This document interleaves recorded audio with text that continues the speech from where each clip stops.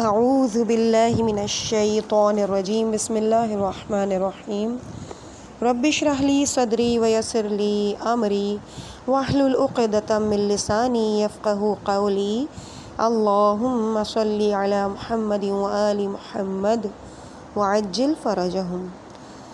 کاشانہ بصیرت کے انتہائی معزز محترم سامعین کرام، السلام علیکم ورحمۃ اللہ وبرکاتہ۔ پروردگار آپ سب کو خوش رکھے، آباد رکھے، اپنی امان میں رکھے۔ میں آپ کی ریڈر زہرا علی آپ کی خدمت میں حاضر ہوں کتاب ملاقات با امام زمانہ کی جلد نمبر 1 کے ساتھ، اور الحمدللہ اس کتاب کی ریڈنگ کے 10 پارٹس آپ تک پہنچ چکے ہیں، اور یہ پارٹ نمبر 11 ہے۔ پیج نمبر ہے 220 245 اور حکایت نمبر ہے 51۔ حاجی نوری رحمۃ اللہ علیہ فرماتے تھے کہ شیخ محمد طاہر نجفی ایک صالح اور متقی آدمی تھا۔ مسجد کوفہ کا خادم تھا، کئی سالوں سے وہاں زندگی بسر کر رہا تھا، اور میں خود اسے کافی عرصے سے جانتا ہوں کہ تقوی اور دیانت اس میں بھی موجود ہے۔ وہ بیان کرتا تھا کہ ایک عالم دین، متقی اور پرہیزگار کافی مدت سے مسجد کوفہ میں اعتکاف کے لیے جاتا تھا۔ وہ شیخ محمد طاہر کی بہت تعریف کرتا تھا، دیانت اور تقوی کا اکثر ذکر کرتا تھا۔ وہ کہتا تھا کہ گزشتہ سال میں کوفے میں گیا، اس کے حالات دریافت کیے۔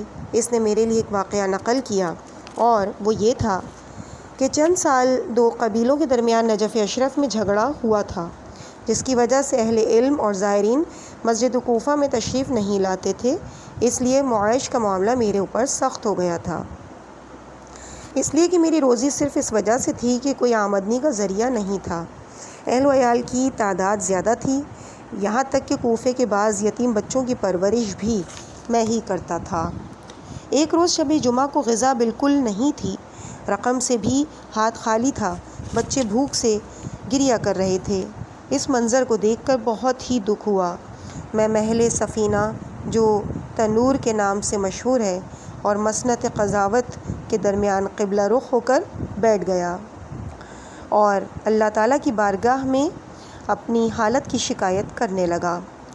اسی دوران التجا کی کہ اے خدا، میں اسی حال میں راضی ہوں، لیکن کیا کروں، اپنے مولا و آقا حضرت امام صاحب العصر علیہ الصلاۃ والسلام کے جمال مقدس سے بھی محروم ہوں۔ اگر تیری ذات کی طرف سے یہ مہربانی ہو جائے کہ مجھے آن حضرت کی زیارت ہو جائے، تو میں تیری ذات سے اور کوئی چیز نہیں مانگوں گا، اور اس فقر و تنگ دستی پر صبر کروں گا۔ اچانک بے اختیار میرے پاؤں پر اپنے کھڑا ہوا، اور میں نے دیکھا کہ میرے ہاتھ میں سفید رنگ کا جائے نماز ہے، اور میرا دوسرا ہاتھ ایک جلیل القدر جوان کے ہاتھ میں ہے۔ اس کی عظمت اور ہیبت کے آثار اس سے ظاہر ہیں۔ نفیس لباس، سیاہی زیب تن کیا ہوا ہے۔ میں نے گمان کیا کہ کوئی بھی بادشاہ ہے، کہ یہ کوئی بادشاہ ہے، لیکن بعد میں دیکھا کہ سبز رنگ کا عمامہ پہنا ہوا ہے، اور اس کے پہلو میں ایک شخص کھڑا تھا جس نے سفید رنگ کا لباس پہنا ہوا ہے۔ بالآخر تینوں اشخاص مسند قضاوت کی طرف محراب کے قریب گئے۔ جب وہاں پہنچے تو وہ شخص کے جس کے ہاتھ میں میرا ہاتھ تھا مجھ سے فرمایا، یا طاہر افرش سجادہ، اے طاہر جائے نماز کو بچھاؤ۔ میں نے اسے بچھایا، بہت خوبصورت اور سفید تھا، لیکن مجھے یہ معلوم نہ ہو سکا کہ وہ کس چیز کا بنا ہوا ہے۔ میں نے جائے نماز کو قبلہ رخ ڈال دیا، اور آقا اس پر کھڑے ہو کر نماز میں مشغول ہو گئے، تکبیر کہی اور نماز شروع کر دی۔ ان کی عظمت میری نظر میں زیادہ ہی ہو رہی تھی۔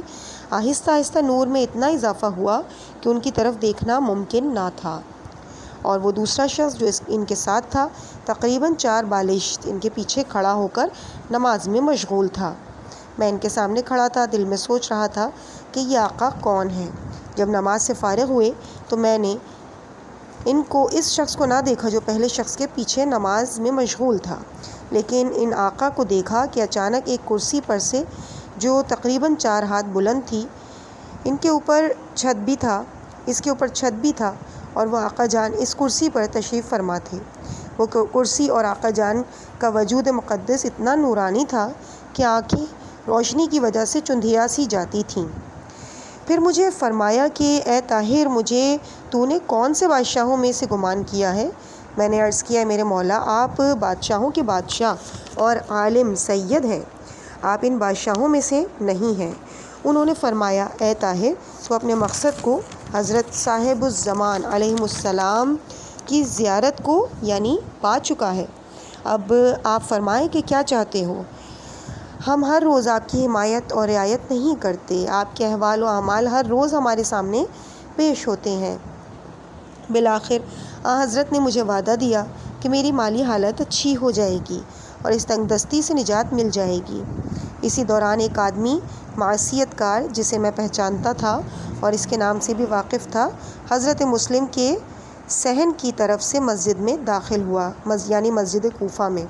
اچانک میں نے دیکھا کہ حضرت کا وجود مقدس میں غضب کے آثار نمایاں ہوئے اور اس شخص کی طرف رخ انور کر کے فرمایا، یعنی اے فلاں، کہاں تک فرار اختیار کرے گا؟ مگر زمین ہماری ملکیت نہیں ہے؟ مگر آسمان ہماری حکومت کیا نہیں ہے؟ زمین و آسمان میں ہمارے احکام جاری ہونے چاہیے اور تیرے لیے سوائے اس کے کوئی چارہ نہیں کہ ہمارے زیر تسلط رہے۔ پھر میری طرف رخ کر کے اپنا رخ انور پھیر کر مسکرا کے فرمایا اے طاہر، تو نے اپنی حاجت پالی ہے، اس کے علاوہ اور کیا چاہتے ہو؟ لیکن میں ان کی عظمت اور جلال کے آثار کی وجہ سے بات کرنے کی طاقت نہیں رکھتا تھا۔ پھر دوبارہ اس طرح اشارہ فرمایا، مگر مجھ میں پھر بھی کچھ عرض کرنے کی جرت نہیں تھی۔ میں اس قدر خوشحال تھا کہ میں بیان نہیں کر سکتا۔ اس وقت میں نے پلک جھپکنے سے پہلے اپنے آپ کو مسجد میں تنہا دیکھا۔ حضرت تشریف لے جا چکے تھے۔ جب مشرق کی طرف نظر کی تو صبح نمودار ہو چکی تھی۔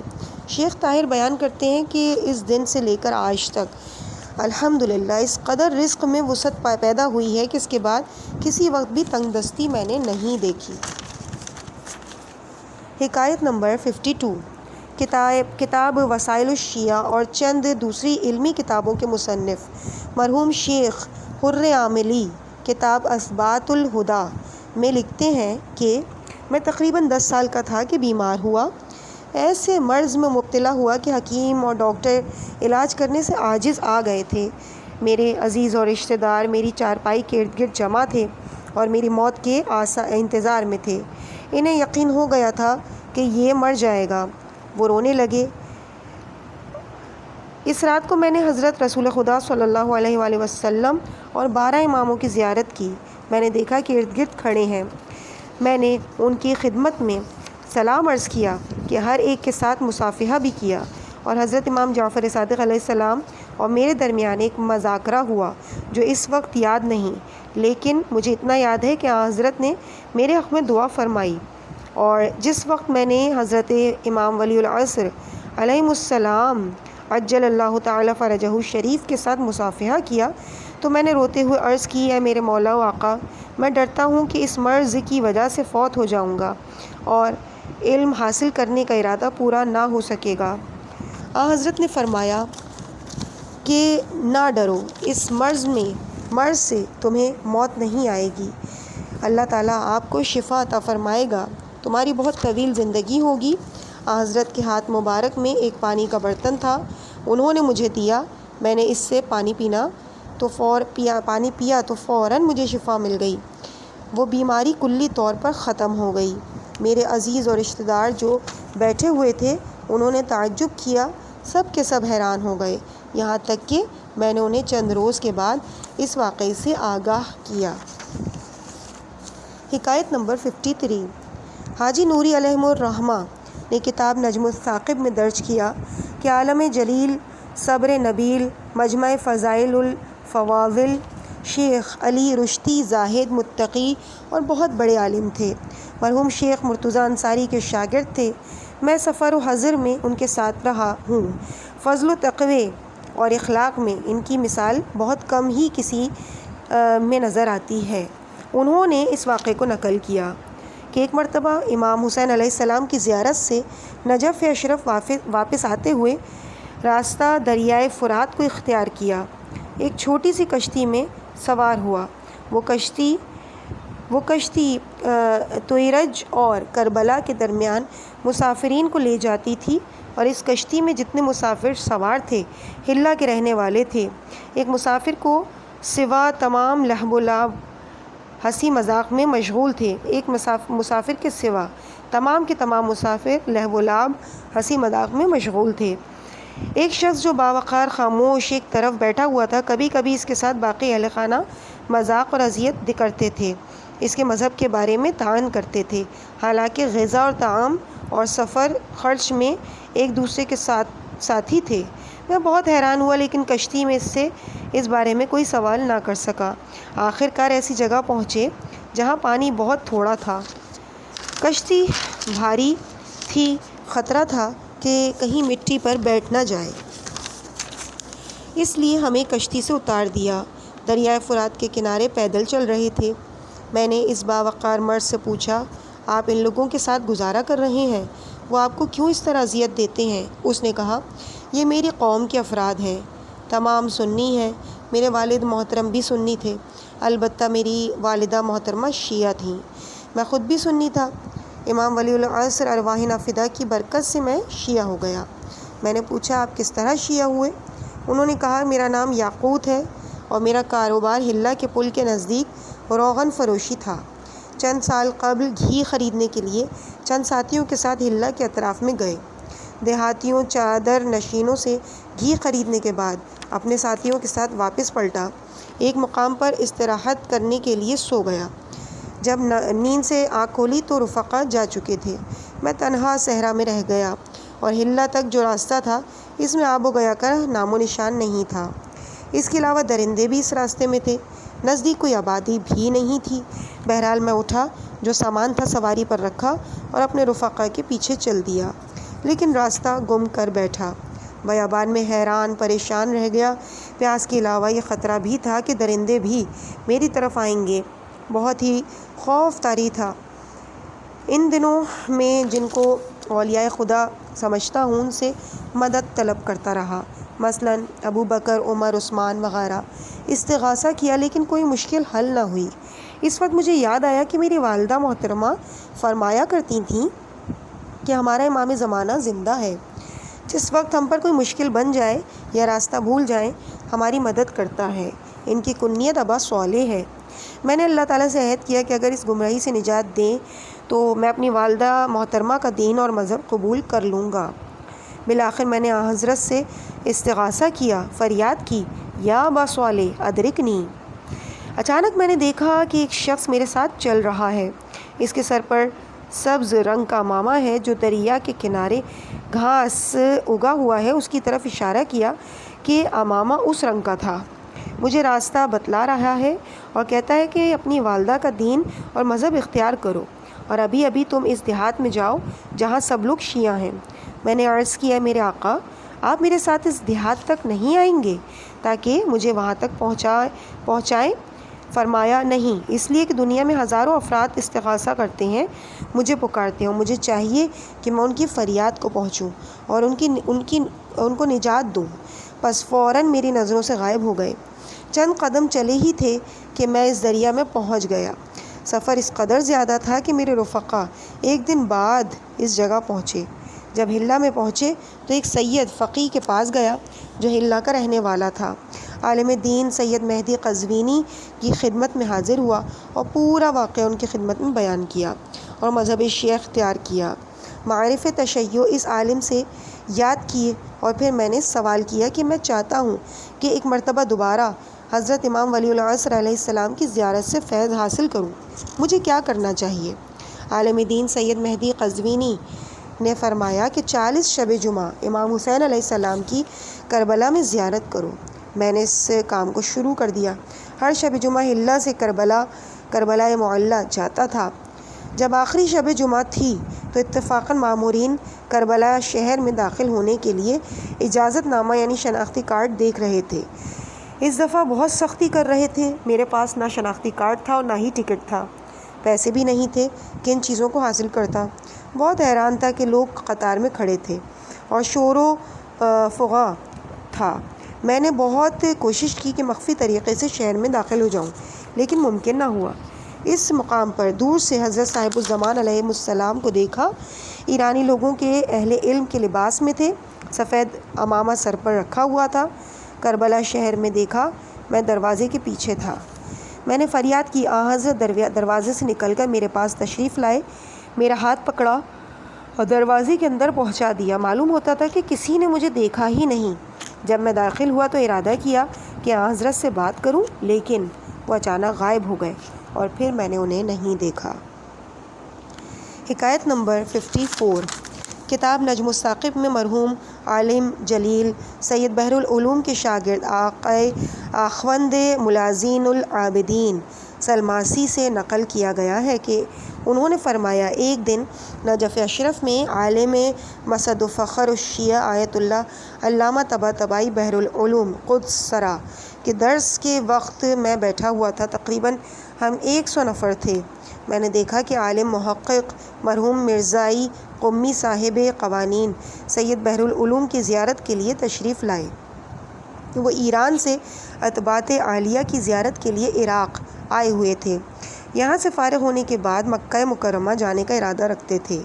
جب طلباء نے دیکھا کہ ملاقات کے لیے تشریف لائے ہیں تو 3 افراد کے علاوہ باقی تمام چلے گئے، اور وہ 3 افراد متقی و مجتہد تھے۔ میں بھی وہیں ٹھہرا اور بیٹھا رہا۔ جب مجلس خالی ہوئی تو مرزائی قمی مرحوم نے سید بحر العلوم کی خدمت میں عرض کیا، آپ ولادت جسمانی اور روحانی اعتبار سے از اہل بیت علیہم السلام ہیں۔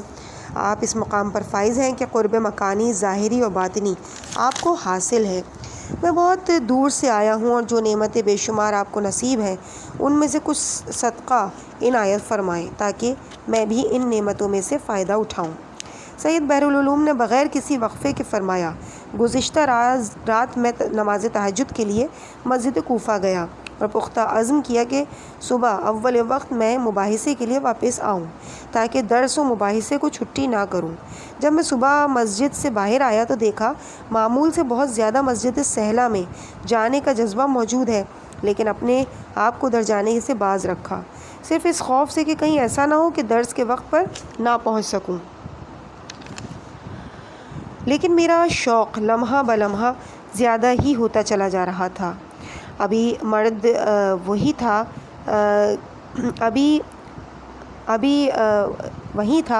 ابھی میں وہیں پر تھا کہ اچانک آندھی آئی اور مجھے مسجد سہلہ کی طرف حرکت دی۔ ابھی تھوڑا ہی وقت گزرا تھا کہ میں نے اپنے آپ کو مسجد سہلہ کے سامنے پایا۔ مسجد میں داخل ہوا، وہاں کوئی انسان موجود نہیں تھا، صرف ایک شخص باعظمت کہ تمام کی جان اس پر قربان ہو جائے قاضی الحاجات کی بارگاہ میں مناجات میں مشغول تھا، اور وہ اس طرح راز و نیاز کی باتیں کر رہا تھا کہ دل کو منقلب اور آنکھوں میں آنسو جاری کر دیے۔ فرماتے تھے کہ میرا حال متغیر ہو گیا، دل قابو میں اپنی جگہ نہ رہا، زانو لرزنے لگے۔ ایسے کلمات جو آج تک میں نے نہیں سنے تھے، سنتے ہی آنکھوں سے آنسو بہنے لگے۔ دعاؤں کی کتاب میں سے وہ کلمات میں نے آج تک نہیں دیکھے۔ میں سمجھ گیا کہ دعا کرنے والا کہ تمام جہان کی جان اس پر قربان ہو ان الفاظ کو خود بیان کر رہا ہے اور دل سے نکل رہے ہیں، نئے الفاظ ایجاد کر رہا ہے، نہ کہ منقولہ دعاؤں سے پڑھ رہا ہے۔ میں وہیں کھڑا ہو گیا کہ وہ ادعیہ سننے لگا اور اس قدر لذت محسوس ہوئی کہ جب تک وہ مناجات ختم نہ ہوئی میں سنتا رہا۔ جب ان کی مناجات ختم ہوئی تو میری طرف متوجہ ہو کر فارسی زبان میں فرمایا، مہدی ادھر آؤ۔ میں چند قدم آگے گیا اور کھڑا ہو گیا۔ پھر انہوں نے مجھ سے فرمایا کہ آگے آؤ، پھر چند قدم آگے چلا گیا اور کھڑا ہو گیا، پھر تیسری مرتبہ فرمایا، میرے قریب آؤ۔ ادب اطاعت کرنے میں ہے، میں اس قدر قریب ہو گیا کہ میرا ہاتھ ان کے ہاتھ پر اور اس کا ہاتھ میرے ہاتھ پر جا پہنچا اور کچھ مجھ سے فرمایا۔ اس واقعے پر اس موضوع سے رخ پھیر لیا اور جو مرزائی قمی پہلے سوال کر رہے تھے ان کے جواب کی طرف مشغول ہو گئے، یعنی انہوں نے مہدی بحر العلوم نے بس یہیں تک واقعہ بیان کیا اور اس کے بعد ٹاپک کو تبدیل کر دیا۔ مطالب بیان کر کے مرحوم مرزائی قمی نے سوال کیا کہ جو کچھ حضرت نے کلمات فرمائے تھے وہ کیا تھے؟ فرمایا، وہ اسرار مکتومہ میں سے ہیں، یعنی ہر کسی سے بیان نہیں کیے جا سکتے۔ حکایت نمبر 55۔ مرحوم حاجی نوری نے کتاب نجم الثاقب میں عالم جلیل آخوند ملا زین العابدین سلماسی سید بحر العلوم کے شاگرد سے نقل کیا کہ فرماتے ہیں سامرہ میں عسکرین کے حرم مطہر میں سید بحر العلوم کی خدمت میں چند آدمی حاضر ہوئے۔ ہم ان کے ساتھ نماز میں مشغول تھے۔ دوسری رکعت میں تشہد کے بعد تیسری رکعت کے لیے اٹھنا چاہتے تھے کہ ان پر ایسی کیفیت طاری ہوئی کہ انہوں نے توقف کیا۔ کچھ دیر کے بعد کھڑے ہوئے اور نماز کے بعد ہم سب تعجب کرنے لگے۔ ہمیں معلوم نہیں تھا کہ اس بزرگ عالم نے دوران نماز کیوں توقف کیا، مگر کسی کو پوچھنے کی جرت نہیں ہوئی اور ان سے سوال کریں۔ جب مکان پر واپس آئے، دسترخوان پر بیٹھے تو ایک سید نے مجھے اشارہ کیا کہ نماز میں ٹھہرنے کا سبب پوچھو۔ میں نے کہا آپ مجھ سے زیادہ ان کے قریب ہیں۔ سید بحر العلوم رضوان اللہ تعالی علیہ ہماری طرف متوجہ ہوئے اور فرمایا ایک دوسرے کو کیا کہہ رہے ہو؟ میں سب سے قریب بیٹھا تھا۔ میں نے عرض کیا یہ سید پوچھنا چاہتے ہیں کہ آپ نماز کے دوران جو ٹھہرے تھے اس کا کیا سبب تھا؟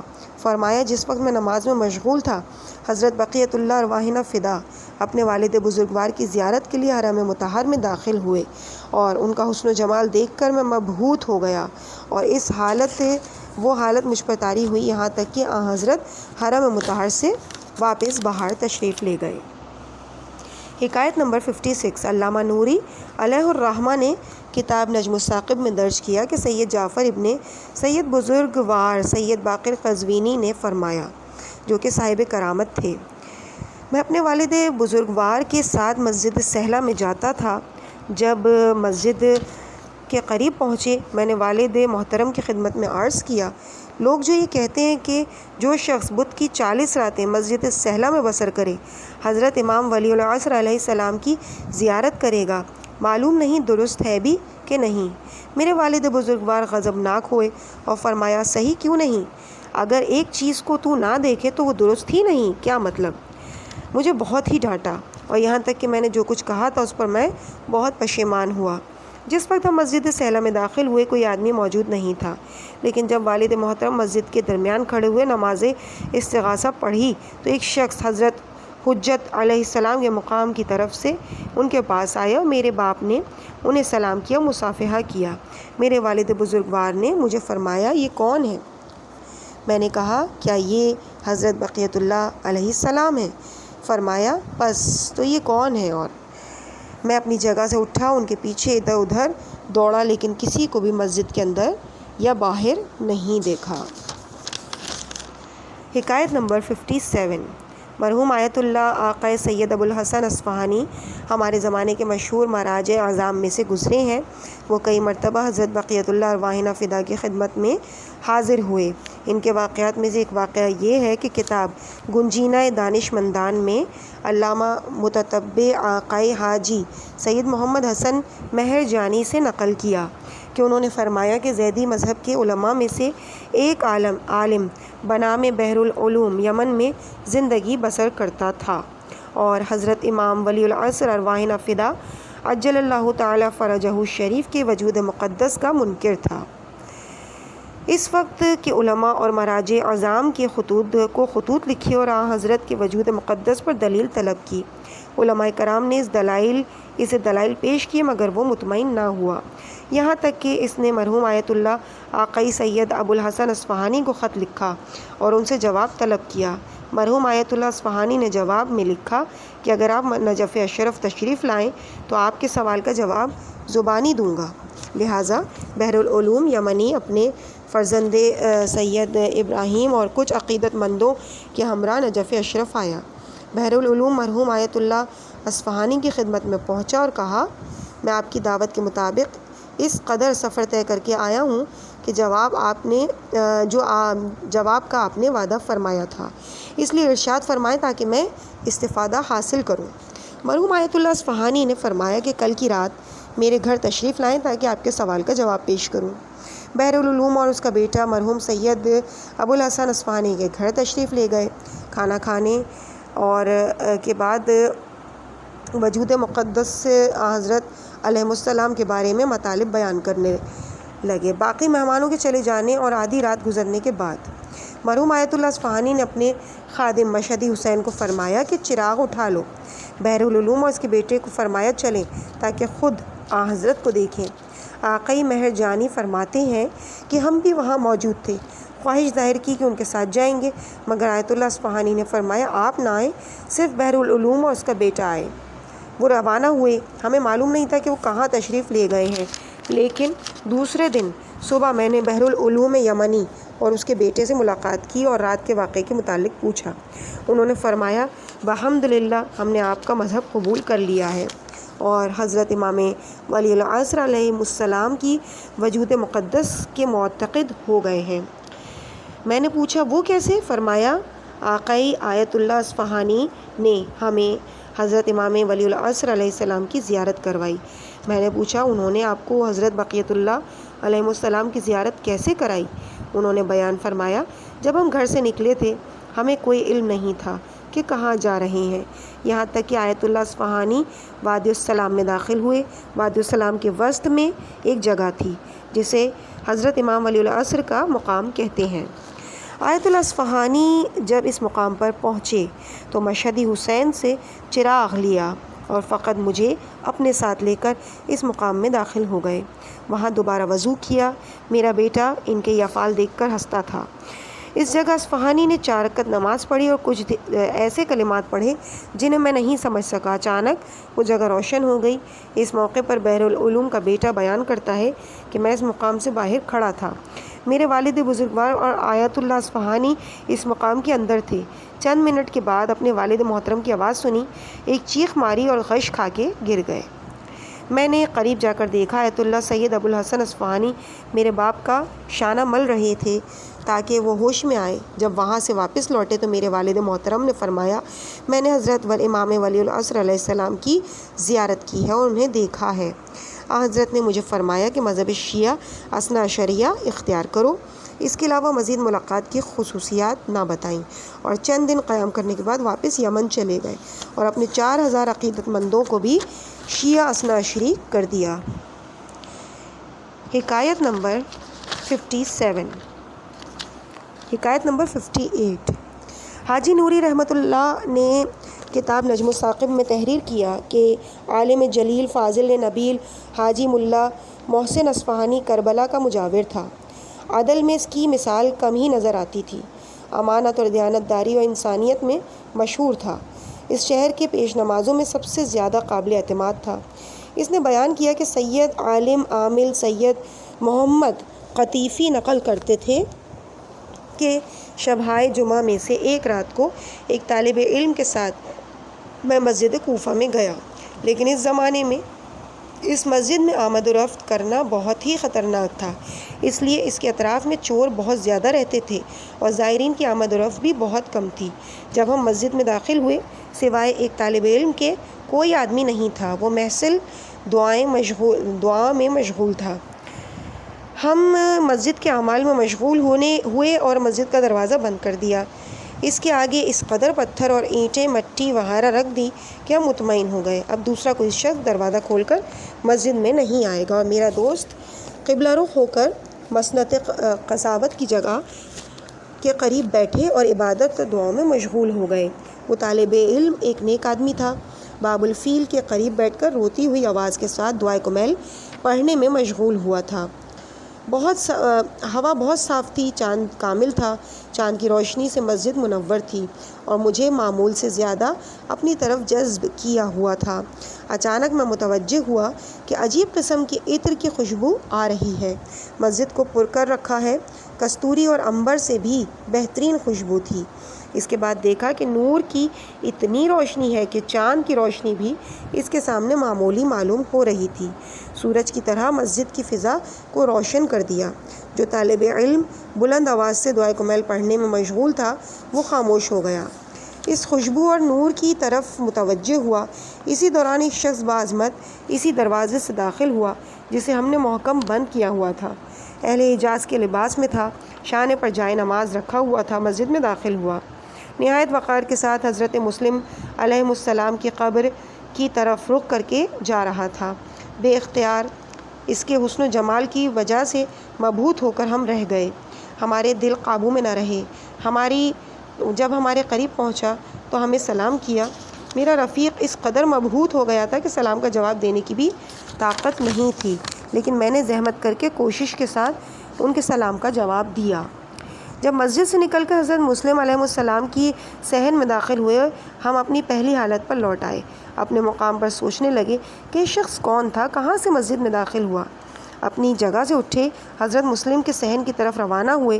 ہم نے دیکھا جو طالب علم وہاں موجود تھا اس نے اپنا قمیص پھاڑ دیا تھا اور ایسے گریہ کر رہا تھا جیسے کسی عورت کا بچہ مر جائے۔ ہم نے اس سے پوچھا کیا ہوا، اس طرح کیوں گریہ کر رہے؟ اس نے کہا 40 راتیں جمعے کی ہو چکی ہیں، اس مسجد میں آیا ہوں، حضرت بقیت اللہ ارواحنا فدا علیہ السلام کی زیارت کا شوق تھا، آج تک میری آرزو پوری نہیں ہوئی تھی۔ آج کی رات آپ نے ملاحظہ فرمایا کہ حضرت تشریف لائے اور میرے سر کی طرف کھڑے ہو گئے اور فرمایا تم کیا کر رہے ہو؟ میں حضرت کی عظمت اور ہیبت کی وجہ سے زبان کو حرکت نہ دے سکا، زبان کھولنے کی جرت ہی نہ ہوئی، یہاں تک کہ وہ یہاں سے گزرے اور چلے گئے۔ جب ہم واپس آئے تو مسجد کا دروازہ ملاحظہ کیا، ہم نے دیکھا یہ دروازے کے آگے ڈھیلے پتھر اینٹیں اسی طرح پڑی تھیں جس طرح ہم نے رکھی تھیں، انہیں کسی نے ہاتھ تک نہیں لگایا تھا اور وہ دروازہ بھی بند تھا۔ عزیز سامعین کرام، اس مقام پر ہم ریڈنگ کو یہیں پہ روکتے ہیں۔ انشاءاللہ اس سے آگے کی ریڈنگ اگلے حصے میں آپ کے سامنے پیش کی جائے گی، یعنی پارٹ نمبر 12، اور پیج نمبر ہوگا 272، حکایت نمبر ہوگی 59۔ مجھے اپنی دعاؤں میں یاد رکھیے گا۔ والسلام علیکم ورحمۃ اللہ وبرکاتہ۔